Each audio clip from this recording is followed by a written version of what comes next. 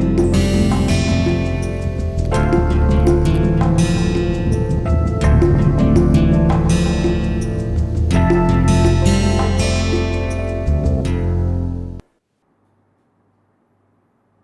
Friends, foundations of R software के course में आप सभी का बहुत बहुत स्वागत है। अब आपको याद होगा कि हमने अपने पिछले कई लेक्चर्स में आर के अंदर हम किस तरह से अपने कैलकुलेशंस, कंप्यूटेशंस करते हैं। उसमें हमारे स्केलर्स, डेटा वेक्टर्स और बिल्ट इन फंक्शन के साथ में हमारे किस तरीके के मैथमेटिकल ऑपरेशंस होते हैं, इसके बारे में समझने की कोशिश करी थी। अब उसी रास्ते पर हम और आगे बढ़ते हैं और आज हम मैट्रिक्स के बारे में समझने की कोशिश करते हैं। आप सभी को पता होगा कि मैट्रिक्स भी के जो हमारे ऑपरेशंस होते हैं, मैथमेटिकल ऑपरेशंस होते हैं, वो हमारे बाकी जो एडिशन, मल्टीप्लिकेशन, डिवीज़न इत्यादि से अलग होते हैं और मैट्रिक्स ऑपरेशन करने के हमारे नियम भी अलग होते हैं। अब सवाल ये आता है कि इस मैट्रिक्स थ्योरी को हम या इन मैट्रिसेस को हम अपने आर सॉफ्टवेयर में किस प्रकार से हैंडल करें। उसके पहले सवाल आता है कि इन मैट्रिक्स को हम क्यों यहाँ पे हैंडल करना चाहते हैं। तो देखिए, आर सॉफ्टवेयर का इस्तेमाल तो आपको आगे कहीं एप्लीकेशन में करना है ना, चाहे वो स्टैटिस्टिक्स हो या वो बाकी आपके कोई सब्जेक्ट हो।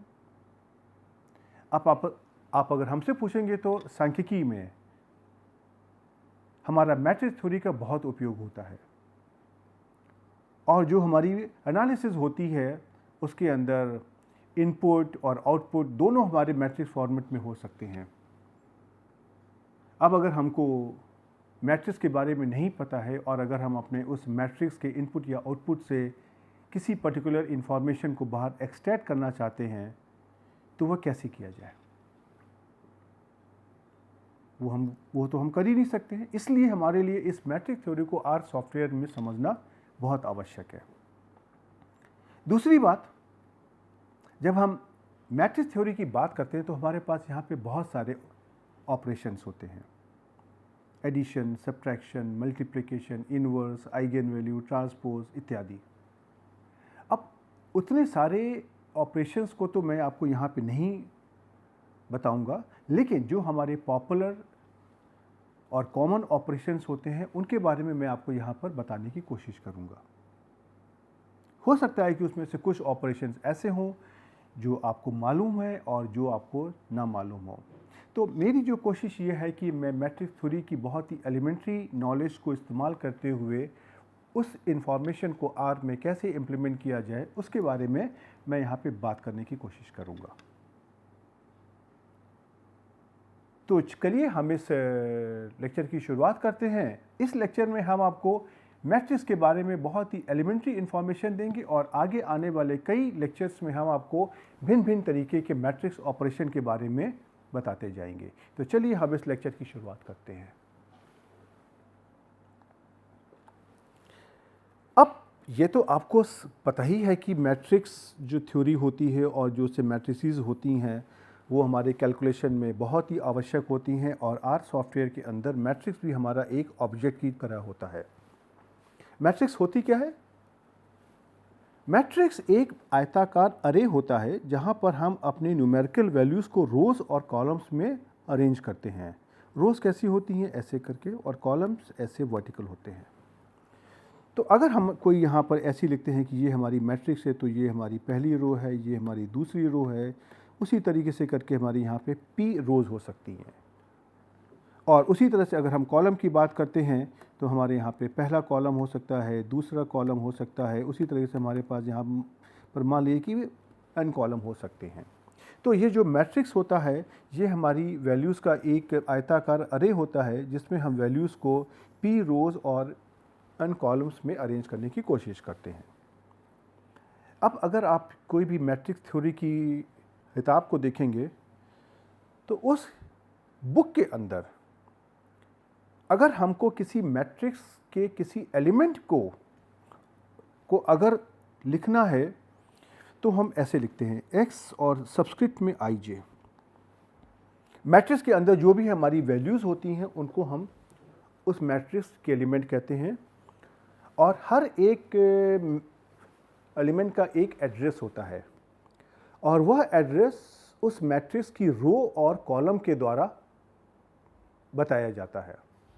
तो इसीलिए अगर हम किसी मैट्रिक्स को का जो एलिमेंट है, कोई मैट्रिक्स हमारी ये एक्स, उसका एलिमेंट अगर हमारा आई जे के फॉर्म में अगर हम ऐसे लिखते हैं, तो अगर हमारे पास जो n रोज़ हैं या हमारे पास अगर n कॉलम्स हैं, उसी के अनुसार हम इसमें i और j की वैल्यू को लेते हैं। तो चलिए यहाँ पर हम मान लेते हैं कि i की वैल्यू हमारी 1 से n के बीच में हो सकती है और j की वैल्यू हमारी 1 से e के बीच में हो सकती है।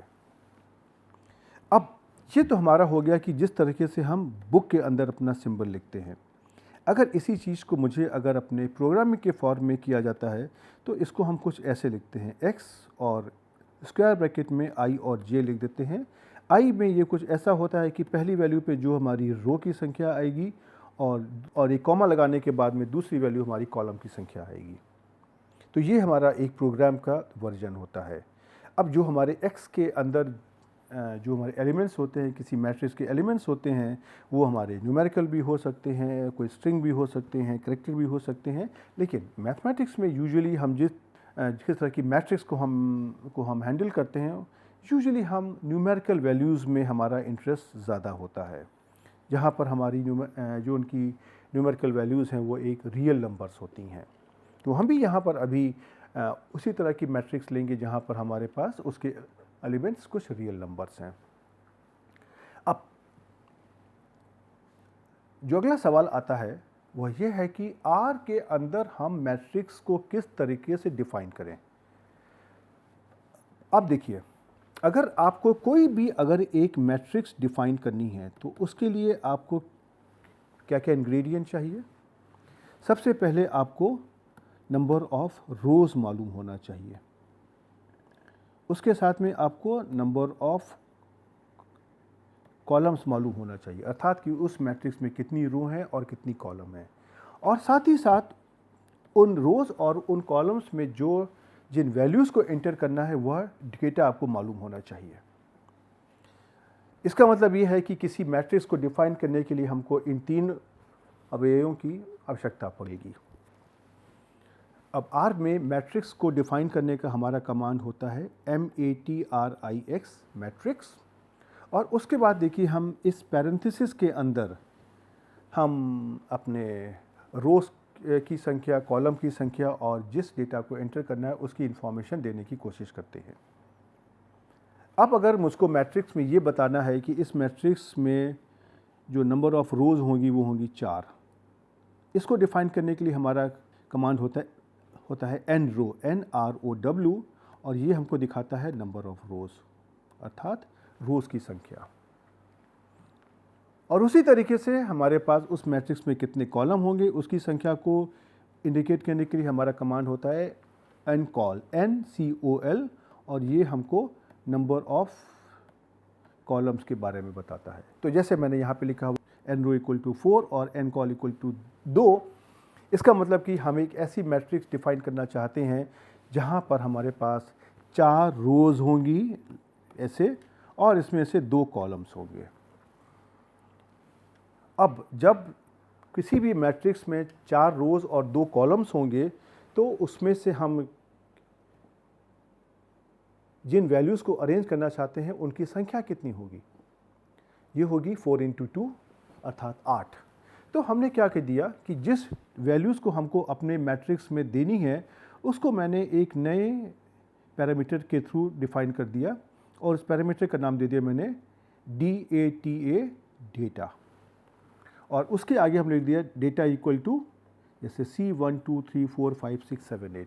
अब देखिए जो हमने इस डेटा को यहाँ पे डेटा वेक्टर के फॉर्मेट में दिया हुआ है, इसकी जगह आप यहाँ पे बहुत भी हमारे और जो डेटा इनपुट करने के तरीके होते हैं उनको भी इस्तेमाल कर सकते हैं। आप डेटा वेक्टर को ले सकते हैं, आप उनको सीक्वेंस के फॉर्म में दे सकते हैं इत्यादि। इन कॉन्सेप्ट के बारे में अभी हमने नहीं बात करी, इसलिए हम यहाँ पर एक बहुत ही साधारण सा उदाहरण ले रहे हैं जिससे कि आपको समझ में आ जाए, और बाद में जब आपको बाकी चीज़ों के बारे में पता चल जाएगा आप उनको यहाँ पे डायरेक्टली इस्तेमाल कर सकते हैं। तो अब हम देखिए एक्स को डिफाइन करते हैं एक मैट्रिक्स जिसमें हमारे पास 4 रो और 2 कॉलम है और उसमें 1 से 8 तक के डेटा को अरेंज करना है। तो देखिए ये कमांड हमने लिखा और जब हम इसको आर पे एग्जीक्यूट करेंगे तो देखिए हमारे पास कुछ ऐसा आउटकम आएगा।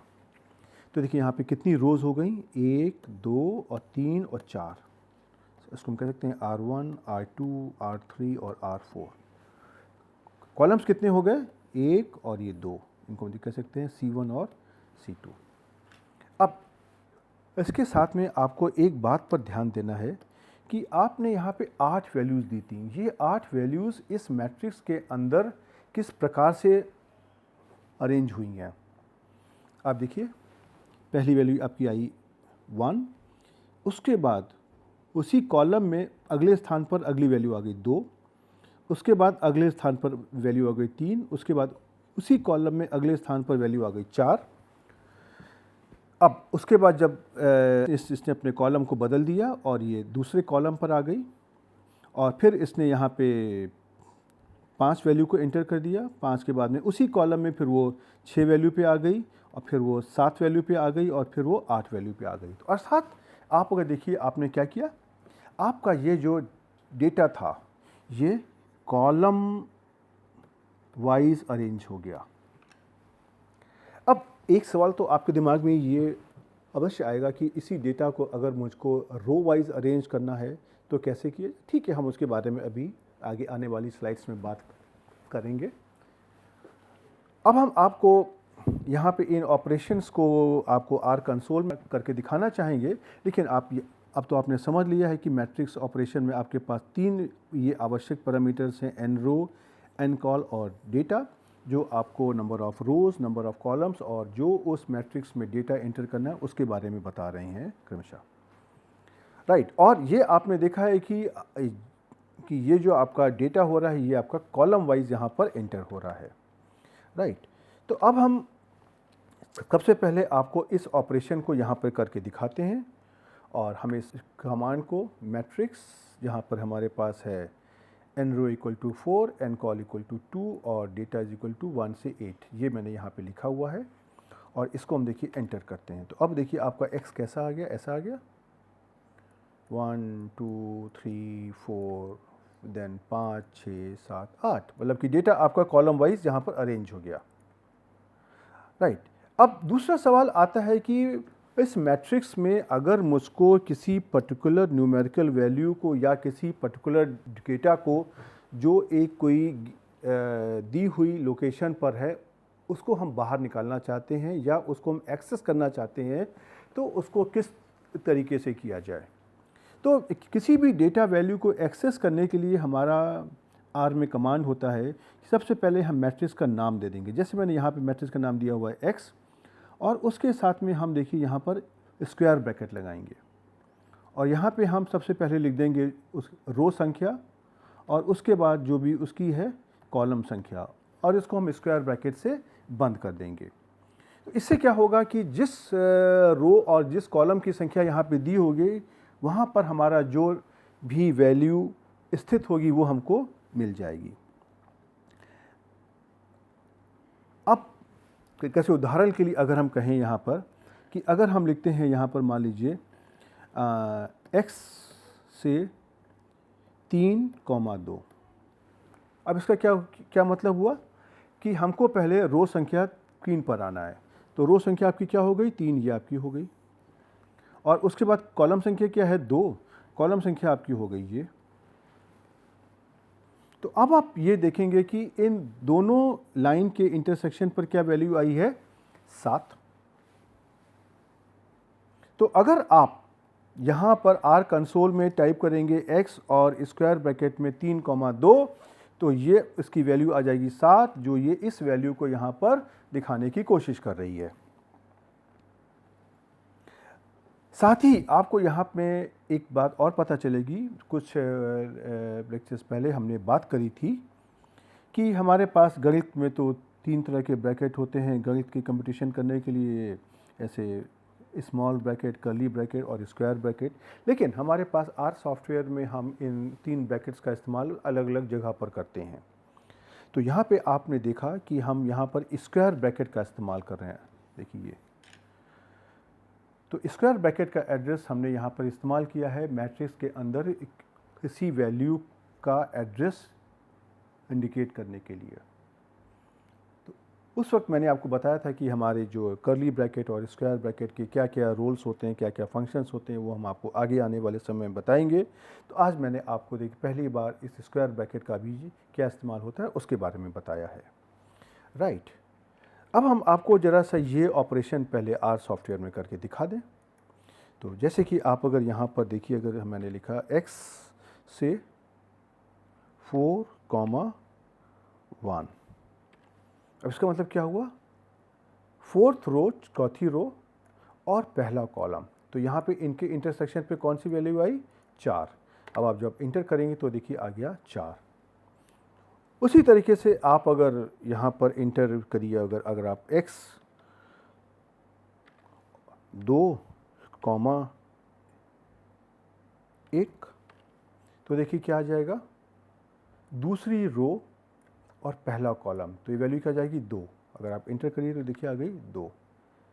अब आपने यहाँ पे कर दिया, लिख दिया x 2,4।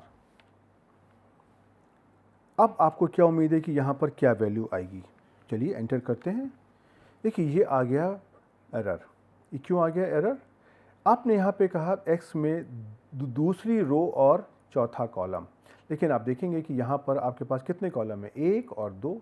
तो जब 2 ही कॉलम है तो चौथे कॉलम की वैल्यू आपको यहाँ पर कैसे मिल जाएगी, और इसीलिए आर में मैसेज आ रहा है सबस्क्रिप्ट आउट ऑफ बाउंड, अर्थात जो आपने कॉलम को दिखाने के लिए सबस्क्रिप्ट दी हुई है, जो आपकी वैल्यू है 4, वह आपकी एक्स मैट्रिक्स की में जो कॉलम्स की संख्या है उससे बाहर है। तो ये इसका मतलब होता है, और इसके द्वारा आप इन चीज़ों को यहाँ पर आप हैंडल कर सकते हैं। ओके, अब हम आपको देखिए कुछ और एस्पेक्ट के बारे में बताने की कोशिश करते हैं। जैसा मैंने अभी आपको इस मैट्रिक्स में जो हमारा डेटा होता है उसको हम रो और कॉलम वाइज कैसे अरेंज करें उसके बारे में बात करी थी। तो अब अगर हम आपको यहाँ पे ये बताने की कोशिश करें कि ये आप कैसे कंट्रोल कर सकते हैं कि डेटा आपका रो वाइज अरेंज होना चाहिए या कॉलम वाइज, ये बात यहाँ पे बताने की कोशिश करते हैं। तो देखिए हम आप यहाँ पर यही मैट्रिक्स जो हमने पहले ली थी उसी को लेते हैं। तो ये मैट्रिक्स तो आपने ये देख ली है, ये आपकी यही वाली तो मैट्रिक्स है, और जहाँ पर आपने देखिए डेटा को कैसे अरेंज किया कॉलम वाइज। देखिए अब यहाँ पर अगर आपको ये कंट्रोल करना है कि आपका डेटा कॉलम वाइज होना चाहिए या रो वाइज होना चाहिए, उसके लिए हमारे पास एक और पैरामीटर होता है बाई रो, BYROW, सब कुछ हमारा लोअर केस अल्फ़ाबेट्स में रहेगा। ये बाई रो जो हमारा होता है ये हमारा एक लॉजिकल वेरिएबल होता है। तो लॉजिकल वेरिएबल है तो इसके हमारे 2 उत्तर हो सकते हैं, ट्रू और फॉल्स।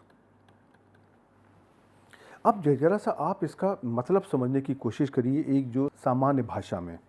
मैं हरदम कहता हूं कि जो भी आपके इसके आर के कमांड्स हैं आप उसको सामान्य भाषा में अगर समझने की कोशिश करेंगे तो आपके दिमाग में बहुत आसानी से बैठ आएंगे।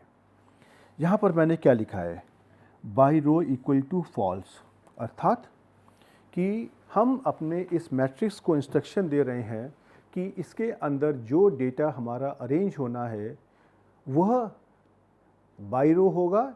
यह स्टेटमेंट रॉन्ग है, फॉल्स है, गलत है, अर्थात यह डेटा रो वाइज अरेंज नहीं होगा। अब जब हमारा डेटा रो वाइज अरेंज नहीं होगा तो कैसे होगा, 2 ही तो ऑप्शन है, या तो रो वाइज और या कॉलम वाइज। तो यह डेटा हमारा ऑटोमेटिकली कॉलम वाइज अरेंज हो जाएगा।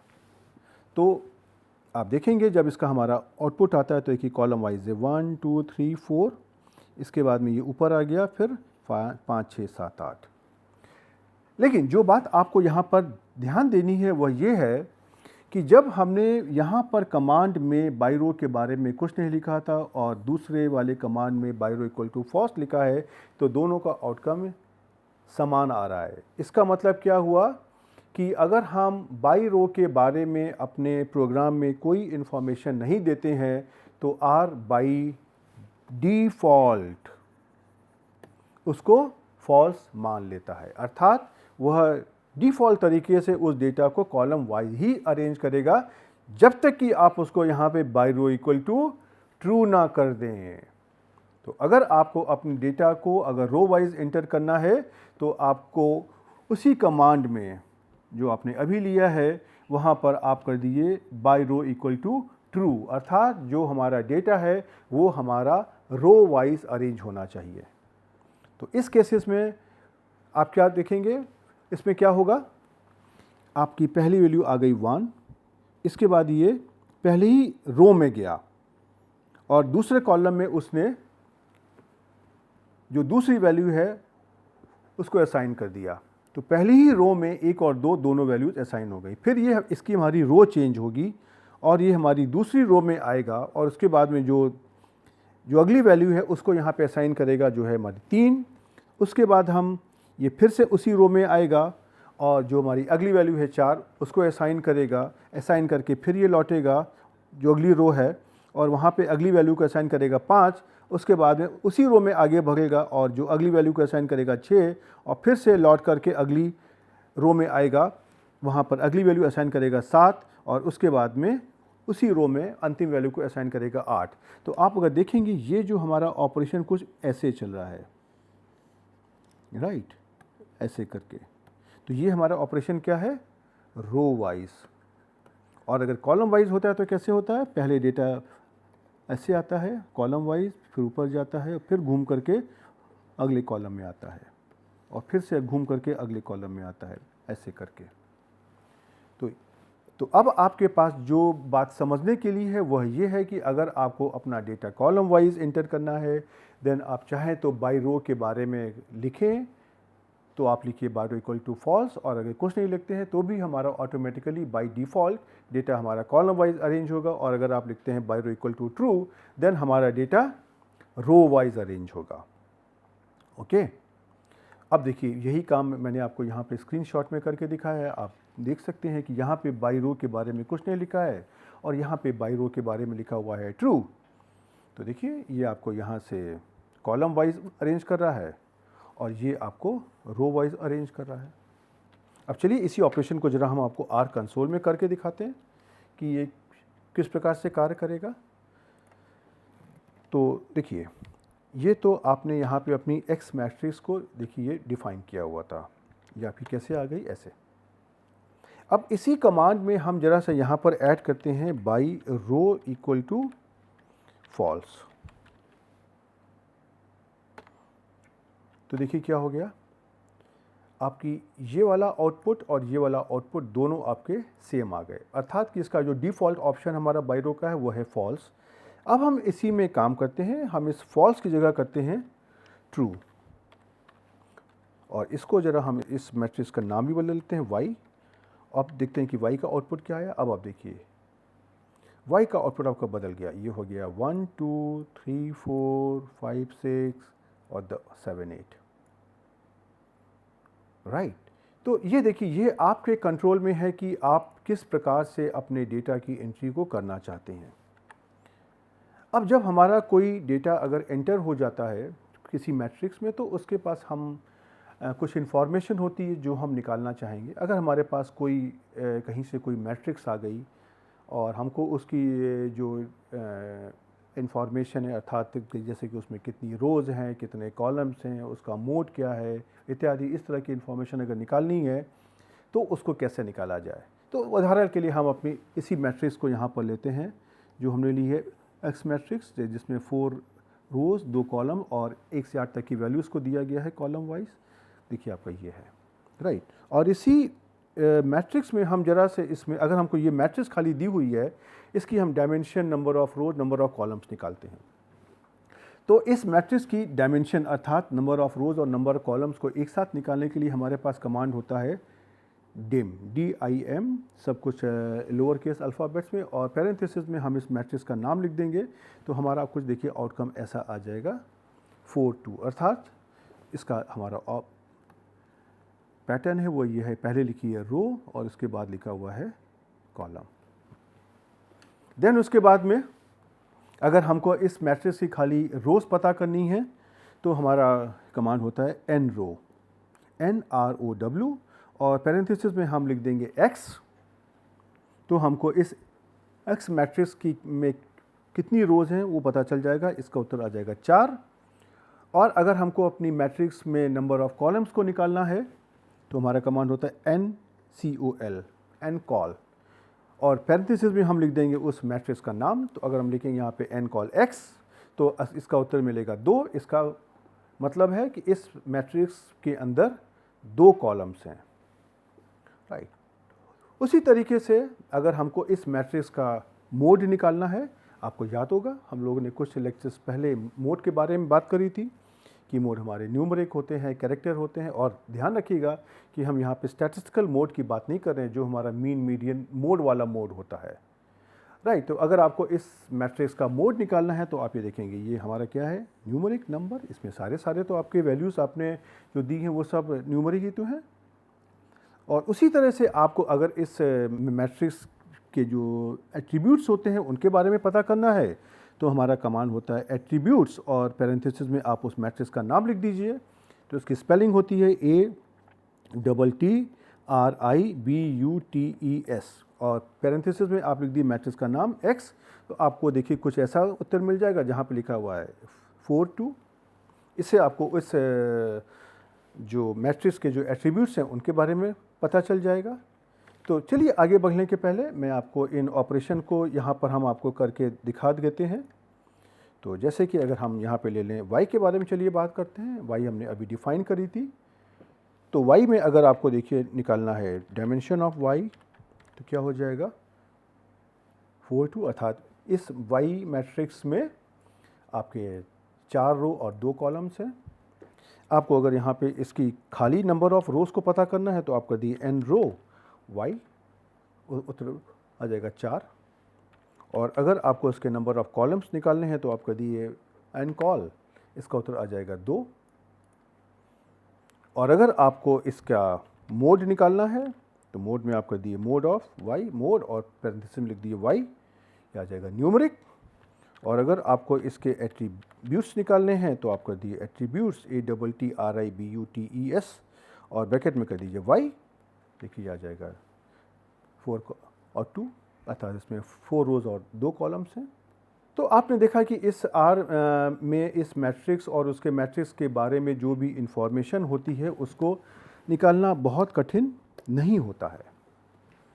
अब इस मैट्रिक्स के ऑपरेशन में बहुत सारी इंफॉर्मेशन और भी होती, बहुत सारे कमांड्स होते हैं, लेकिन मैं आपको इसके बारे में सजेस्ट करूंगा कि आप एक बार हेल्प मैट्रिक्स में ज़रूर देखने की कोशिश करिए। और आप टाइप करिए हेल्प और डबल कोट्स के अंदर टाइप करिए मैट्रिक्स। आपको देखिए इसके बारे में सारा डिटेल यहाँ पर मिल जाएगा, एज मैट्रिक्स, इज मैट्रिक्स। अब ये देखिए यहाँ पे उदाहरण के लिए मैंने आपको यहाँ पे एज मैट्रिक्स या इस मैट्रिक्स के बारे में कुछ नहीं बताया, लेकिन हम एज और इस वाले जो ऑपरेशंस हैं वो हम पहले बहुत बार कर चुके हैं, जहाँ पे हम लोगों ने as dot numeric, is dot character इत्यादि तरह के ऑपरेशन करे थे। अगर आपने उनको ठीक से समझा हुआ है तो आपको नहीं लगता है कि अगर आप यहाँ पे लिखा हुआ एज डॉट मैट्रिक्स या इस डॉट मैट्रिक्स, इसको देख करके आपको नहीं समझ में आएगा कि यहाँ पे हमको क्या करना है और इससे हमको क्या आउटकम मिलने वाला है, राइट। तो इसलिए मैंने ये सारी इन्फॉर्मेशन खाली जो हमारे हेल्प के अंदर आर में दिया होता है वहाँ से खाली कॉपी करी है, लेकिन आपको दिखाने के लिए। और लेकिन मैं आपको ये रिक्वेस्ट करूंगा कि आप इस हेल्प के अंदर जा कर के पढ़िए और मैट्रिक्स के अंदर जो जो भी और हमारे ऑप्शन दिए हुए हैं उनको समझने की कोशिश करिए। देखिए इसमें हर सारी इन्फॉर्मेशन आपको दी है, nrow, ncol, is matrix, as matrix इत्यादि इत्यादि। और देखिए सारे रेफरेंसेस आपको यहाँ पे दिए हुए हैं, सारे उदाहरण दिए हुए हैं आपको, देखिए यहाँ पर। ओके, तो अब हम यहाँ पर इस लेक्चर में यहाँ पर रुकते हैं। और यह लेक्चर छोटा और क्रिस्प था। छोटा तो इस सेंस में था कि इसमें जो हमने कंटेंट्स कवर किए हैं वो बहुत कम है, लेकिन मेरे दिमाग में ये था कि मैं पहली बार चूँकि मैट्रिक्स को आपके सामने इंट्रोड्यूस कर रहा हूँ, तो यह बहुत इम्पॉर्टेंट है कि आप थोड़ा सा समय निकाल करके इस मैट्रिक्स को आर में एग्जीक्यूट करके आप उसको अपने दिमाग में बैठाने की ज़रूर कोशिश करिए।